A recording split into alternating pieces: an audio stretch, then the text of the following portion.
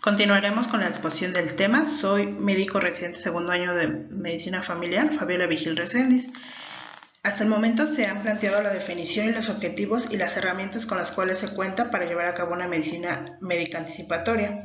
En este momento abordaremos las enfermedades crónicas no transmisibles. Estas son patologías de larga duración cuya evolución generalmente es lenta y representa una verdadera epidemia. Esto debido al envejecimiento de nuestra población y a los modos de vida actuales, que acentúan el sedentarismo y la inadecuada alimentación. Por lo tanto, requieren una atención médica anticipatoria.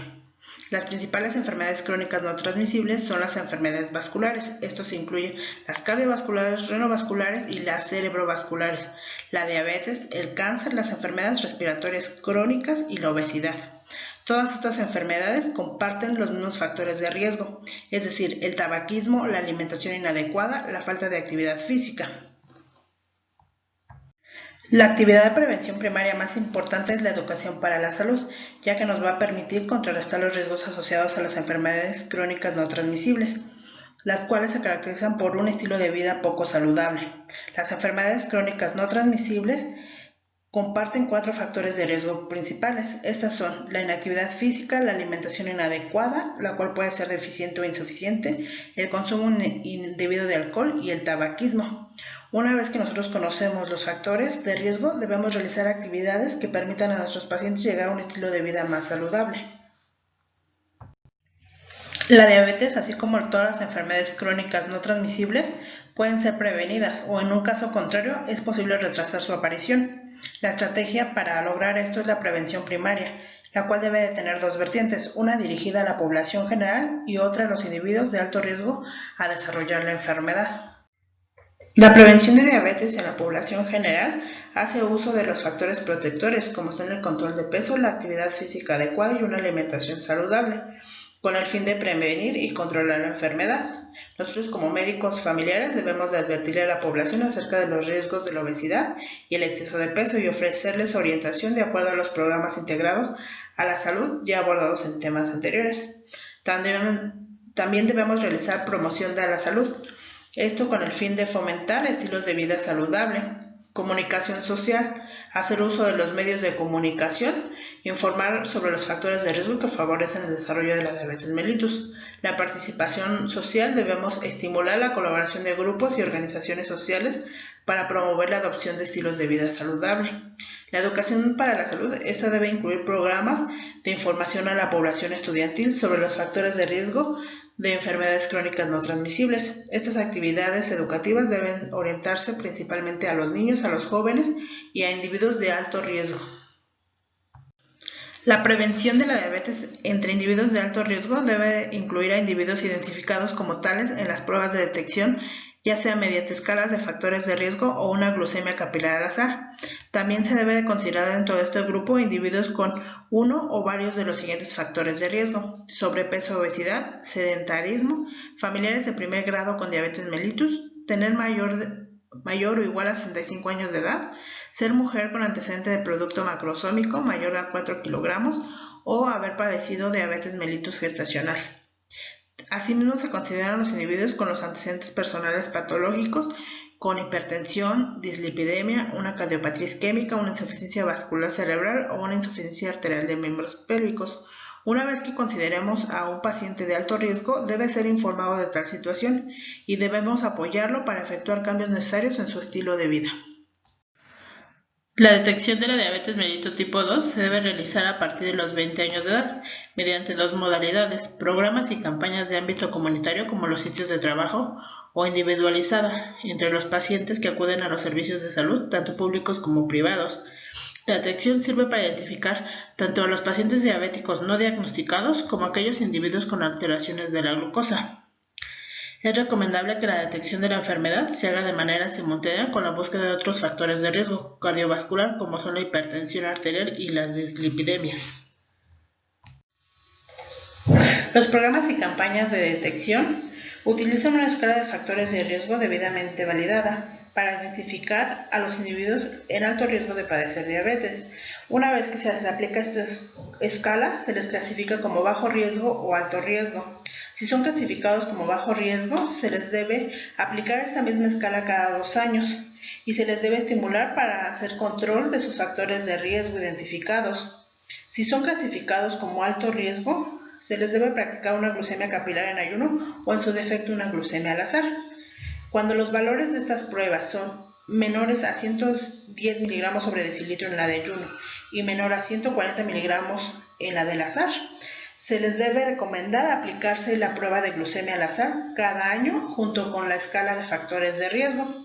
También se les inducirá a disminuir los factores de riesgo que fueron identificados durante esta prueba. Cuando los valores de las glucemias son superiores a 110 miligramos sobre decilitro o 140 miligramos de decilitro en la del azar, se debe proceder a la confirmación diagnóstica. El médico, dentro de su práctica profesional, debe incluir como parte del examen general de salud la detección de diabetes, ya sea por el procedimiento anteriormente señalado o bien optar por una detección individualizada. Esta se realizará mediante la determinación de glucosa sérica o plasmática en ayuno y se seguirán los siguientes criterios. Cuando la glucemia sea inferior a 110 miligramos sobre decilitro y no haya presencia de factores de riesgo, se realizará la misma prueba a los 3 años o antes si es que así el médico lo determina. Cuando la glucemia es mayor o igual a 110 miligramos sobre decilitro, se procederá a la confirmación diagnóstica. Esto es lo que nos marca la norma oficial mexicana. Sin embargo, en la ADA 2018 se indica que el cribado debe realizarse en pacientes asintomáticos de cualquier edad con un índice de masa corporal mayor o igual a 25 más factores de riesgo. Cuando no se tienen factores de riesgo, el cribado se iniciará a los 45 años de edad. Si el test es normal, se debe repetir al menos cada 3 años. Y cuando se detecte o se determine que el paciente es prediabético, se debe valorar si fuera necesario otros factores de riesgo cardiovascular. Los criterios diagnósticos de diabetes mellitus tipo 2, de acuerdo a la ADA 2018, son los siguientes. Una hemoglobina glucosilada mayor o igual a 6.5%, una glucemia plasmática en ayunas mayor o igual a 126 miligramos sobre decilitro, una glucemia plasmática a las 2 horas del test de sobrecarga oral a la glucosa mayor o igual a 200. La glucemia plasmática mayor a 200 en pacientes con síntomas clásicos de hiperglucemia o una crisis hiperglucémica. Todas estas deben ser repetidas en 2 ocasiones, salvo cuando existan signos inequívocos de diabetes mellitus, en cuyo caso una glucemia al azar mayor o igual a 200 miligramos sobre decilitro es suficiente para llegar al diagnóstico. En el año 2019 se hizo una incorporación a la posibilidad de llegar al diagnóstico cuando existen 2 pruebas anormales en una misma muestra sanguínea. Es decir, si en una muestra le tomamos a nuestro paciente una hemoglobina glucosilada y también determinamos la glucemia basal en ayunas y las 2 están alteradas, podemos confirmar el diagnóstico con una sola toma. La prediabetes es la situación metabólica que incrementa el riesgo de diabetes mellitus tipo 2. Esto puede clasificarse como una glucosa normal en ayunas o como intolerancia a la glucosa. Se determina una glucosa normal en ayunas cuando la glucosa plasmática va de 100 a 125 miligramos sobre decilitro, o cuando se determina una glucemia a las 2 horas de la prueba de tolerancia oral a la glucosa con valores de 140 a 199 miligramos sobre decilitro, o si se cuenta con una determinación de hemoglobina glucosilada y los valores van de 5.7 a 6.4. En el año 2003, el Comité de Expertos de la ADA descendió el punto de corte para la glucemia anormal en ayunas. Esta la descendió a 100 miligramos sobre decilitro. Hay que tener en cuenta que la Organización Mundial de la Salud y la norma oficial mexicana siguen manejando o considerando este valor en 110 miligramos sobre decilitro. Si no se confirma la diabetes, el individuo debe ser apoyado por los servicios de salud para efectuar los cambios correspondientes a su estilo de vida. En los casos que se diagnostique el paciente como prediabético, se debe llevar a cabo una intervención preventiva por parte del médico y del equipo de salud. Se debe recibir tratamiento no farmacológico y en caso de que el médico lo considere, se puede determinar o establecer de manera auxiliar un tratamiento farmacológico. Cuando ya se tiene un diagnóstico de diabetes mellitus tipo 2, se debe plantear un tratamiento y un control. Esto puede ser aplicable tanto para diabetes como para cualquier enfermedad crónica no transmisible. Este tratamiento debe cumplir con ciertos propósitos. Entre ellos está aliviar los síntomas, mantener un control metabólico, el prevenir las complicaciones agudas y crónicas que se presenten durante la enfermedad, mejorar la calidad de vida del paciente y reducir la mortalidad, ya sea por la enfermedad o por las complicaciones derivadas de esta.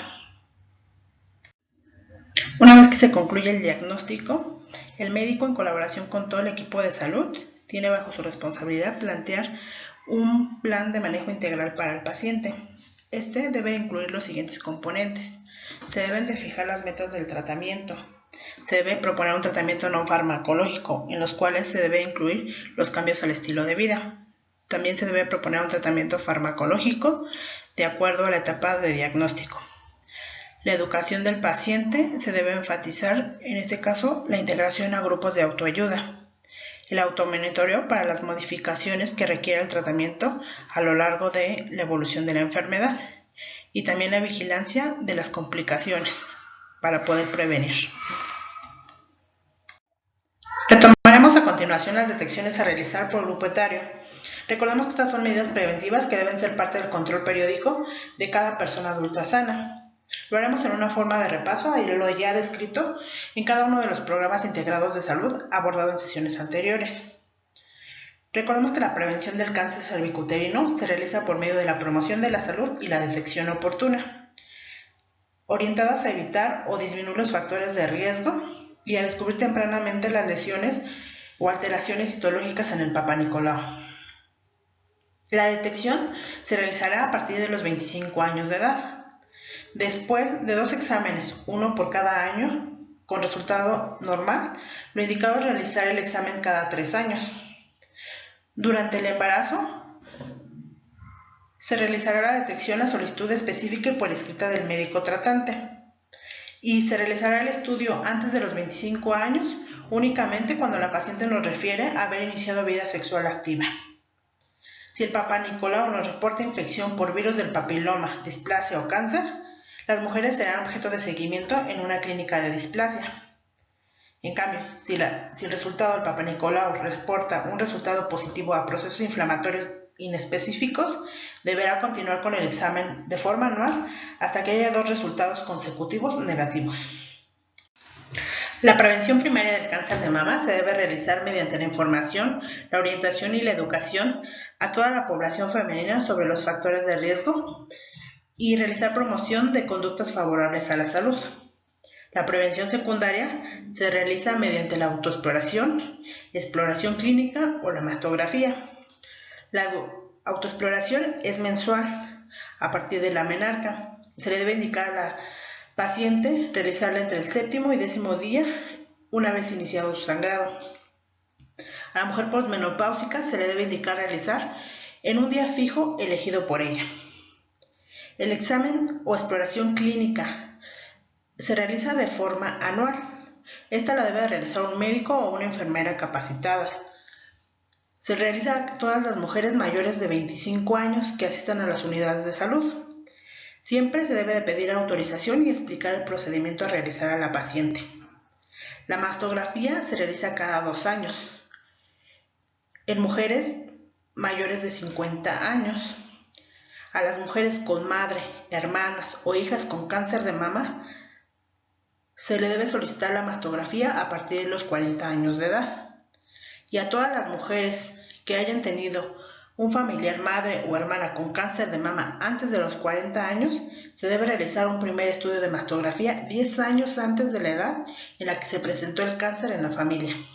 Y posteriormente, de acuerdo a los hallazgos clínicos, el especialista va a determinar el seguimiento. La detección de diabetes mellitus se trató en diapositivas anteriores. Recordemos que la detección se realiza cada 3 años, a partir de los 20 años cuando la mujer tiene factores de riesgo como sobrepeso, obesidad o padres o hermanos con diagnóstico de diabetes mellitus. A partir de los 45 años a toda mujer sin factores de riesgo. La prevención o la detección de la hipertensión arterial debemos saber que cuenta con factores que son modificables. Esto ayuda a evitar la aparición de la enfermedad. Entre los factores modificables se encuentran el control del peso, la actividad física practicada de manera regular, la reducción de consumo de alcohol y sal, la ingesta adecuada de potasio y una alimentación equilibrada. Evitar el tabaquismo. Recordemos que el tabaquismo es uno de los factores de riesgo cardiovascular de mayor importancia. ¿Cuándo tenemos que hacer la detección? Se hace a partir de los 20 años de edad en mujeres con factores de riesgo, diabéticas, con sobrepeso u obesidad. A partir de los 30 años en mujeres sin factores de riesgo. Una vez que se haga la detección, si la presión arterial está óptima o normal y no se cuenta con factores de riesgo, se invita a que se practique la detección cada 2 años y se los orienta en sentido de adoptar o reforzar los estilos de vida que contribuyan a prevenir la hipertensión. Esto de acuerdo a la norma oficial mexicana. A los individuos que se detecte presión arterial normal alta, se les invita a hacer unos cambios correspondientes a los estilos de vida que llevan en ese momento, a fin de reducir la presión arterial, y se les recomienda efectuar anualmente la toma de presión arterial. Los individuos que en el momento de la detección muestren presión arterial mayor o igual a 140/90, inevitablemente deberán referir para la confirmación diagnóstica. Los individuos a los que se les practique la detección de hipertensión deberán recibir una intervención de tipo preventiva y serán enviados a la confirmación diagnóstica o tratamiento según el nivel de presión arterial identificada durante la detección. Detección de hipercolesterolemia. Recordemos que las dislipidemias son uno de los factores principales modificables del riesgo cardiovascular. La prevención de las dislipidemias se lleva a cabo mediante la recomendación de una alimentación correcta y una actividad física adecuada. Las acciones de prevención van encaminadas a reducir el riesgo de enfermedad cardiovascular. El objetivo principal es reducir la ingesta de grasas saturadas y de colesterol desde la niñez. Derivado de esto, se plantean 5 estrategias: mantener una alimentación correcta, mantener un perfil lipídico dentro de límites normales, mantener un peso saludable, mantener la presión arterial dentro de parámetros normales y llevar a cabo prevención primaria y secundaria. La prevención primaria de las dislipidemias se aplica de forma indiscriminada a toda la población. Esta consiste principalmente en promover estilos de vida saludable. La prevención secundaria se orienta a aquella población de alto riesgo cardiovascular y está encaminada a la detección temprana y el tratamiento oportuno de las dislipidemias. ¿Cuándo tenemos que realizar la detección de la hipercolesterolemia? Se realiza en mujeres de 20 a 44 años de edad que tengan antecedente familiar de infarto al miocardio o muerte súbita antes de los 55 años en padre o hermano y antes de los 65 años en madre o hermana. Que tengan obesidad con un índice de masa corporal mayor o igual a 27 o un perímetro de cintura mayor a 80. Que sean fumadores actuales. También se realiza la detección a partir de los 45 años en mujeres sin enfermedades del corazón y que no son diabéticas o hipertensas. Si el resultado de estas detecciones son normal, la detección se debe realizar cada 3 años. Una vez realizadas las detecciones, se procederá al registro de todas las acciones realizadas. Esto de acuerdo a la cuarta R del chequeo Prevenims. Esta debe realizarse tanto en el carnet físico con el que cuenta la paciente como en el expediente electrónico. En la sección de detección de enfermedades pondremos cada uno de los parámetros obtenidos en las detecciones. También es importante colocar la fecha en la cual se realizó la detección. En el expediente electrónico tendremos que ingresar a la parte de atención integral y posteriormente a programas integrados. Una vez que le damos clic en programas integrados, se abrirá una cartilla de salud de forma digital y nos iremos en el apartado de detecciones. Y en la parte de identificación oportuna o de detección nos va a arrojar una hoja similar a la del carnet físico. En esta vamos a seleccionar la detección realizada. Por ejemplo, seleccionamos mastografía. Posteriormente se abrirá una pestaña en la cual nos indica el estudio realizado. Tenemos que indicar la fecha de detección, la fecha del resultado y en resultado escribir lo que nos reporta. Si es sospechoso lo seleccionamos y le damos a aceptar. De esta forma va a quedar registrado nuestro carnet, las medidas o las detecciones que hemos realizado durante la visita médica. La detección de diabetes mellitus en el hombre se realiza igual que en la mujer cada 3 años. A partir de los 20 años, cuando tiene factores de riesgo como sobrepeso, obesidad o padres o hermanos con diabetes mellitus, y a partir de los 45 años de edad sin factores de riesgo. La detección de hipertensión arterial se realiza de forma anual a partir de los 20 años de edad con factores de riesgo como diabetes, sobrepeso u obesidad, y a partir de los 30 años si el hombre no tiene factores de riesgo. La detección de hipercolesterolemia en los hombres se lleva a cabo de 20 a 44 años cuando tienen antecedentes heredofamiliares de infarto agudo al miocardio o muerte súbita, antes de los 55 años en padre o hermano y antes de los 65 años en madre o hermana. Si tienen obesidad con un índice de masa corporal mayor o igual a 27 o un perímetro de cintura mayor a 90 o son fumadores actuales. La determinación se realizará a partir de los 45 años de edad en aquellos hombres sin enfermedades en el corazón que no tengan diabetes ni hipertensión. Si el resultado de estas detecciones es normal, la detección se hará cada 3 años. Detección de hiperplasia prostática y cáncer de próstata. La detección debe de ser integral. Esta debe ser ofertada y realizada por profesionales de salud de primer nivel de atención entre los pacientes que acudan al establecimiento de atención médica independientemente cuál sea el motivo de su consulta. Los profesionales de salud deben de investigar la presencia de crecimiento prostático. A partir de los 45 años de edad, en todo hombre, independientemente de que presenten o no síntomas de tracto urinario inferior. Se debe realizar la valoración a partir de los 40 años de edad, cuando exista carga genética para cáncer de próstata de primera línea o de línea directa, como el abuelo, el padre o los hermanos. La detección integral está compuesta por los siguientes elementos: el cuestionario de síntomas prostáticos, el tacto rectal y el antígeno prostático específico. Estos estudios son complementarios y no excluyentes entre sí.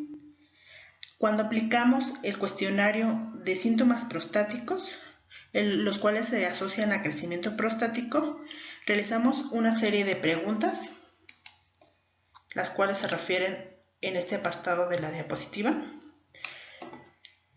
Vamos a tratar, cuando preguntemos sobre los síntomas, ser claros, tratar de utilizar palabras coloquiales o adecuarlo al lenguaje de nuestro paciente, incluso ejemplificando. Cuando el paciente nos refiere a 2 síntomas positivos, es necesario que se haga la valoración o la referencia al médico familiar con el propósito de descartar cualquier enfermedad que afecte la próstata. Si el paciente presenta síntomas o signos de infección de vía urinaria, el médico debe solicitar examen general de orina y urocultivo, así como darle tratamiento antes de solicitar el antígeno prostático específico, ya que el resultado de este se puede ver alterado. Cuando la detección integral por el cuestionario de síntomas prostáticos, el tacto rectal y el antígeno prostático específico libre o total resulte negativa, la frecuencia con la que se debe repetir esta evaluación dependerá de los niveles del antígeno prostático específico, los síntomas y la edad del paciente. Una vez realizadas las detecciones, se procederá al registro de todas las acciones realizadas en el hombre, tanto en el carnet como en el expediente electrónico, como se mencionó anteriormente. La detección de cáncer cervicouterino en mujeres mayores de 60 años se lleva a cabo de los 60 a los 65 años. Se realiza cada 3 años, cuando ya existen 2 detecciones con diferencia de 1 año entre cada una, con resultado negativo. Indica la guía que se puede dejar de realizar el Papanicolau en aquellas mujeres de 65 años y más que ya cuentan con 2 resultados negativos previos. Pero es importante que, sin importar la edad de la paciente, si nunca se ha realizado una detección previa, se tiene que realizar esta independientemente de la edad. La detección de cáncer de mama a partir de los 60 años en las mujeres se lleva a cabo en el periodo de edad de 60 a 69 años de edad. Esto se realiza mediante la exploración clínica, la cual es anual, y la mastografía cada 2 años. La detección de diabetes mellitus a partir de los 60 años se realiza con un glucómetro cada 3 años, y de hipertensión arterial a partir de los 60 años cada año. La detección de hipercolesterolemia en los adultos mayores se debe realizar de los 70 a los 74 años.